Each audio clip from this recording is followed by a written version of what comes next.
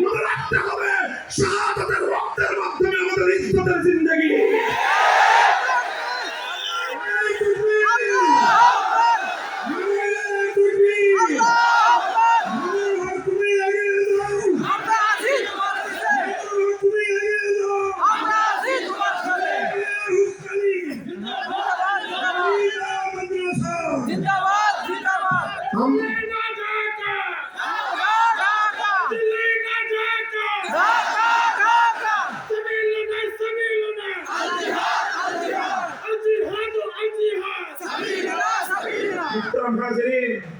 ইনশাআল্লাহ এই প্রজন্ম, আজকের নতুন প্রজন্ম, মাদ্রাসা, স্কুল, কলেজ, ভার্সিটির কোনো ভেদাভেদ নাই, সব কাতারে এক কাতারে দাঁড়িয়ে গেছে।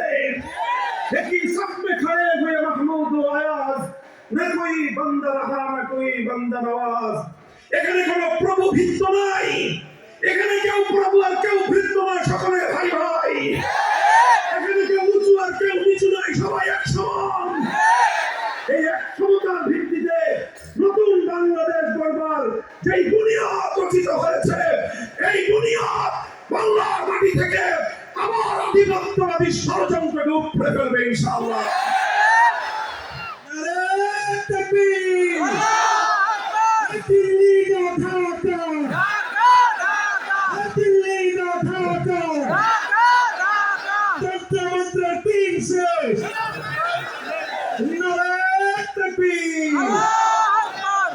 তারা একে একে যারা ইসলাম এবং মুসলমানদের এই দেশের সম্মান এবং গৌরব আর মর্যাদা চায়, এই দেশ তার আপন স্বকীয় শক্তিতে মাথা উঁচু করে দাঁড়াক, এটা যাদের মাধ্যমে এই দেশের মানুষ, যুব প্রজন্ম যাদেরকে কেন্দ্র করে স্বপ্ন দেখে, ওরা একে একে প্রতিটি মাথায় গুলি করার টার্গেট নিয়েছে।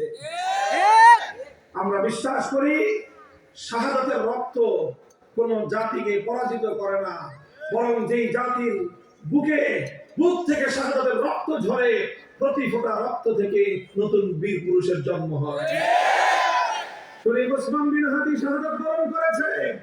যারা মনে করে যে তাদের একজন শত্রুকে তারা খতম করেছে, আমরা বলতে চাই এক শত্রুর রক্ত থেকে লক্ষ শত্রু জন্ম নেবে তোমাদের।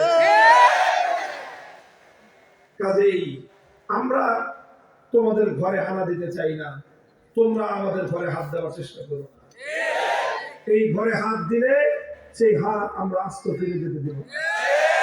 পরিষ্কার আমাদের কথা। আমি বাংলাদেশের মুসলমানদেরকে বহু আগে থেকেই বলতেছি, মনে রাখেন, এই যে তিন আধিপত্যবাদ বিরোধী যে শক্তির লড়াই, যেই লড়াইয়ের মধ্য দিয়ে বাংলাদেশ জন্ম নিয়েছে, যে ইতিহাস থেকে বাংলাদেশ জন্ম নিয়েছে, এবং জন্মের পর থেকে আজ ৫৫